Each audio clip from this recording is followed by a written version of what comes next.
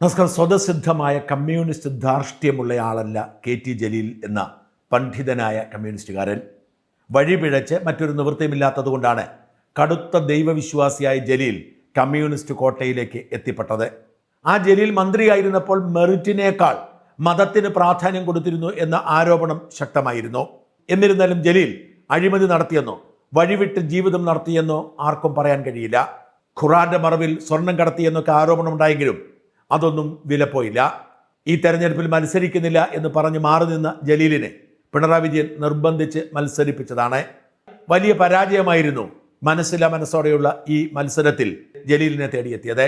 അതിനുശേഷം ജലീൽ പതിയെ പൊതുപ്രവർത്തനം അവസാനിപ്പിക്കുമെന്നാണ് നമ്മൾ കണക്കാക്കിയതെങ്കിലും ഈശ്വരവിശ്വാസവും മതവിശ്വാസവും തട്ടിപ്പാണ് എന്ന് വിശ്വസിക്കുന്ന കമ്മ്യൂണിസ്റ്റുകാരുടെ പാളയത്തിൽ പുതിയ വേഷം ധരിച്ചു തുടരാൻ തീരുമാനിച്ചു എന്നത് ഞെട്ടിക്കുന്ന വിവരമാണ്. അതുകൊണ്ടാവാം പതിയെ കമ്മ്യൂണിസ്റ്റ് ദാസ്യം ജലീലിനെയും ബാധിച്ചിരിക്കുന്നു. ജലീലിനെ പോലെ നമ്മൾ ഇഷ്ടപ്പെടുന്ന മതവിശ്വാസിയായ ഒരു മനുഷ്യൻ ഒരിക്കലും പറയാൻ പാടില്ലാത്ത വിധം നീതിരഹിതമായ പ്രസ്താവനകൾ തുടർച്ചയായി ഇറക്കുന്നത് കാണുമ്പോൾ പ്രതികരിക്കാതിരിക്കുക പ്രയാസമാണ്. ഇന്നലെ ജലീൽ 2 പോസ്റ്റാണ് ഇട്ടത്. ആദ്യം രണ്ടാമത്തെ പോസ്റ്റ് വായിക്കാം. പാലത്തായി പീഡനം പറഞ്ഞ് മുസ്ലിം മനസ്സുകളിൽ ലീഗ് ചീറ്റിയ വർഗീയ വിഷത്തിന് കൈയും കണക്കുമില്ല. പ്രതിക്ക് ശിക്ഷ ഉറപ്പാക്കാൻ പിണറായി സർക്കാർ ഇടപെടൽ ഫലം കണ്ടു. അന്ന് അറസ്റ്റ് ചെയ്ത് ജയിലിലടച്ച പ്രതിക്ക് UDF സർക്കാർ വന്നതോടെ മോചനവും കിട്ടി. സതീശൻ സർക്കാർ നിയമിച്ച് DGP ഒത്തുകളിച്ച് BJP നേതാവിന്റെ ശിക്ഷ തന്നെ മരവിപ്പിച്ചു. ലീഗ് ഇതുവരെ ഒരക്ഷരം ഉരിയാടിയിട്ടില്ല. ഇതാണ് ലീഗ്. അധികാരം കിട്ടാനും MLA മാരാകാനും ലീഗിനും ലീഗ് നേതാക്കൾക്കും മുസ്ലിമിന്റെ കണ്ണീരും ചാരിത്രവും വേണം. എല്ലാം കിട്ടിക്കഴിഞ്ഞാൽ പിന്നെ പുറം കാലുകൊണ്ട് ഇരകളെ അവർ തട്ടിത്തെറിപ്പിക്കും. ലീഗിന് അധികാരത്തിലേക്കുള്ള ചവിട്ടുപടി മാത്രമാണ് മുസ്ലിം പ്രേമം. എല്ലാം കൈവശം വന്നാൽ മുസ്ലിമിനെ അവർ കണ്ട ഭാവമേ നടിക്കില്ല. നന്ദികെട്ട വർഗം, ആത്മാർത്ഥത തൊട്ടുതീണ്ടാത്ത കപടന്മാർ എന്ന് പറഞ്ഞ് കുറെ പോസ്റ്ററുകൾ ഷെയർ ചെയ്തിട്ടുണ്ട് ഡോക്ടർ ജലീൽ. ജലീലിനറിയാം ഇതിൽ UDF സർക്കാരിന് ഒരു റോളുമില്ലെന്ന്. പത്മരാജന്റെ അപ്പീൽ പരിഗണിച്ചത് ഹൈക്കോടതിയാണ്. ഹൈക്കോടതി ഡിവിഷൻ ബെഞ്ചിന് മുമ്പിൽ പത്മരാജനെ ശിക്ഷിച്ചതിലെ തെറ്റുകൾ ചൂണ്ടിക്കാട്ടിയത് കമ്മ്യൂണിസ്റ്റ് നേതാക്കൾക്ക് വേണ്ടി കോടതിയെ സമീപിക്കാറുള്ള മുതിർന്ന അഭിഭാഷകൻ S. രാജീവാണ്. തികച്ചും അവിശ്വസനീയമായ സാഹചര്യത്തിലായിരുന്നു പത്മരാജൻ ശിക്ഷിക്കപ്പെട്ടത് എന്നത് സാമാന്യ ബോധമുള്ളവർക്കൊക്കെ മനസ്സിലാവുന്ന കാര്യമായിരുന്നു. പത്മരാജൻ നിരപരാധിയാണ് എന്ന് അറിയാത്തവരായി കേരളീയ സമൂഹത്തിൽ ആരുണ്ടെന്ന കാര്യത്തിൽ തർക്കമില്ല. പത്മരാജൻ നിരപരാധിയായിരുന്നു. എന്നിട്ടും പത്മരാജനെ ശിക്ഷിച്ചത് ചിലരുടെ പിടിവാശിയുടെ പേരിൽ അട്ടിമറി നടത്തിയാണ്.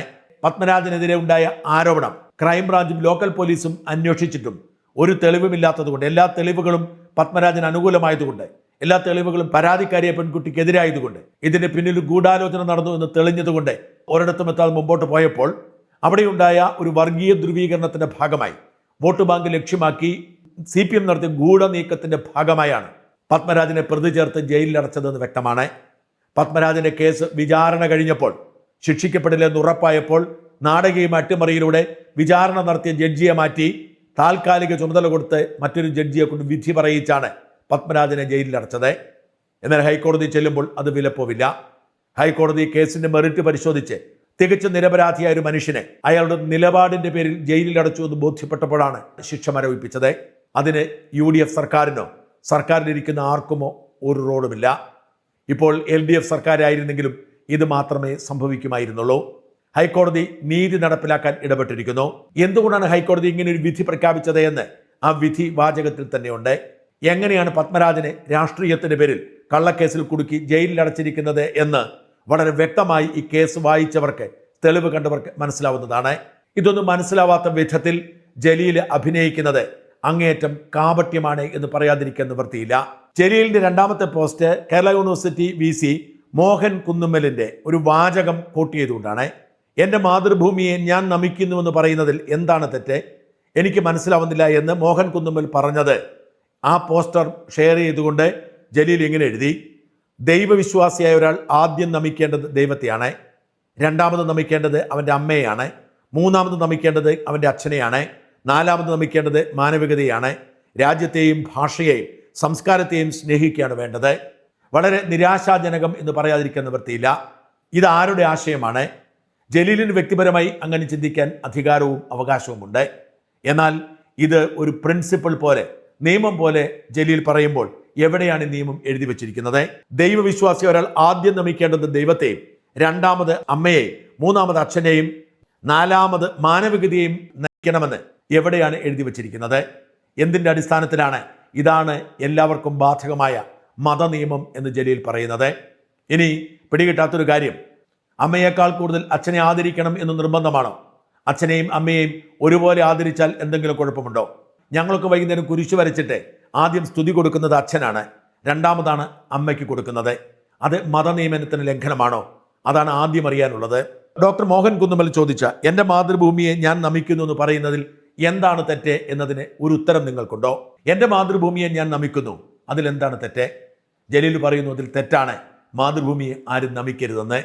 അല്ലെങ്കിൽ ജലീൽ ഇങ്ങനെ ഒരു പോസ്റ്റ് ഇടേണ്ടതുണ്ടോ? പ്രിയപ്പെട്ട ജലീൽ, താങ്കൾ ഒരു കാര്യം മനസ്സിലാക്കുക. മാതൃഭൂമി ഇല്ലെങ്കിൽ താങ്കളുടെ മതവുമില്ല, താങ്കളുടെ അമ്മയുമില്ല, താങ്കളുടെ അച്ഛനുമില്ല, മാനവകുലവുമില്ല. ലോകത്ത് മാതൃഭൂമി ഇല്ലാത്ത ഒരുപാട് മനുഷ്യരുണ്ട്, അല്ലെങ്കിൽ പേരിനു വേണ്ടി മാതൃഭൂമിയുള്ളവർ. താങ്കൾ എപ്പോഴും വിലപിക്കുന്ന ഫലസ്തീൻ്റെ കാര്യം എടുക്കുക.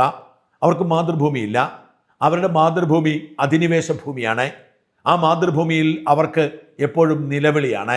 ഈ നിലവിളിയുടെ കാരണം അവരുടെ തലയിൽ പിടിച്ചിരിക്കുന്ന മതമാണ് എന്ന് താങ്കൾ തിരിച്ചറിയണം. അപ്പനും അമ്മയും പണവും ആഡംബര വസതിയും ഒക്കെ ഉണ്ടെങ്കിലും മാതൃഭൂമി ഇല്ലാതെ പോയാൽ ഒരു മനുഷ്യനല്ലാതാവും. ഓരോ മനുഷ്യൻ്റെയും ഐഡന്റിറ്റി അവൻ്റെ രാജ്യമാണ്. ആ രാജ്യം നിലനിന്നാൽ, ആ രാജ്യം ശക്തിപ്പെട്ടാൽ മാത്രമേ അവൻ്റെ അമ്മയും അവൻ്റെ അച്ഛനും അവൻ്റെ മതവും അവൻ്റെ സ്വത്തും ഒക്കെ നിലനിൽക്കൂ. അതുകൊണ്ട് തന്നെ ദൈവത്തോളം നമ്മൾ സ്നേഹിക്കേണ്ടത് മാതൃഭൂമിയാണ്. ഓരോ മനുഷ്യനും ഏറ്റവും ആദ്യം പരിഗണന കൊടുക്കേണ്ടത് മാതൃഭൂമിയാണ്. ദൈവത്തിന് പ്രാധാന്യം കൊടുത്തോളൂ, സർവ്വചരാചരങ്ങളുടെയും സൃഷ്ടി എന്ന നിലയിൽ. അതോടൊപ്പം തന്നെ മാതൃഭൂമിയെ വണങ്ങണം, മാതൃഭൂമിയെ ആദരിക്കണം. മാതൃഭൂമി കഴിഞ്ഞേ ഉള്ളൂ മതവും മാതാപിതാക്കളും. അല്ലാത്ത ഒരു നാടിനും നിലനിൽപ്പില്ല. ജലീലിനെ പോലുള്ളവർക്ക് മാതൃഭൂമിയെ വണങ്ങാൻ, അവരെ ആദരിക്കാൻ ഭയമാണെങ്കിൽ എന്തോ ഒന്ന് ചീഞ്ഞു നാറുന്നുണ്ട് എന്ന് തീർച്ചയാണ്. സ്വന്തം മാതൃഭൂമിയെ വണങ്ങാൻ, ആദരിക്കാൻ കഴിയാത്തവർ, സ്വന്തം രാജ്യത്തെ ബഹുമാനിക്കാൻ, സ്നേഹിക്കാൻ കഴിയാത്തവർ, അവർ ബാക്കി എന്തൊക്കെ പറഞ്ഞാലും പ്രസക്തിയില്ല. ഏറ്റവും വലുത് മാതൃഭൂമിയാണ്. രാജ്യത്തിന് വേണ്ടി ജീവൻ കൊടുക്കാൻ പോലും തയ്യാറുള്ള പൗരന്മാർ ഉണ്ടെങ്കിൽ മാത്രമേ ഒരു രാജ്യം വളരൂ, നിലനിൽക്കൂ. ജലീലിനെ പോലുള്ളവർക്ക് മാതൃഭൂമിയെ വണങ്ങുന്നത് പോലും വിരോധമാണ്. എന്നാൽ ഈ നാടിൻ്റെ എല്ലാ ആനുകൂല്യങ്ങളും സ്വാതന്ത്ര്യവും അവർക്ക് വേണം. ജലീൽ വിശ്വസിക്കുന്ന മതം പ്രാക്ടീസ് ചെയ്യുന്ന ഇറാനിലും പാകിസ്ഥാനിലും സൗദി അറേബ്യയിലും ഒന്നും ചെന്നാൽ ജലീലിന് ഇപ്പോൾ പറയുന്നത് പോലെ പറയാൻ സ്വാതന്ത്ര്യം കിട്ടില്ല. അതുകൊണ്ട് ഈ മാതൃരാജ്യത്തിൻ്റെ സുഖവും സ്വാതന്ത്ര്യവും അനുഭവിക്കുകയും എന്നാൽ മാതൃരാജ്യത്തെ വണങ്ങാൻ മടിയാണ് എന്ന് പറയുകയും ചെയ്യുന്നത് ഇരട്ടത്താപ്പാണ്. ജലീലെ, താങ്കളുടെ ഉള്ളിൽ എവിടെയോ ഒരു രാജ്യദ്രോഹി ഒളിഞ്ഞുകിടപ്പുണ്ട്. അത് തിരിച്ചറിയുക, അതിനെ തിരുത്തുക. മാതൃഭൂമിയെ തള്ളിപ്പറഞ്ഞുകൊണ്ട് താങ്കൾ എന്തൊക്കെ നേടിയാലും അത് താങ്കളെ ഒരിടത്തും എത്തിക്കില്ല എന്ന് ദയവായി മനസ്സിലാക്കുക.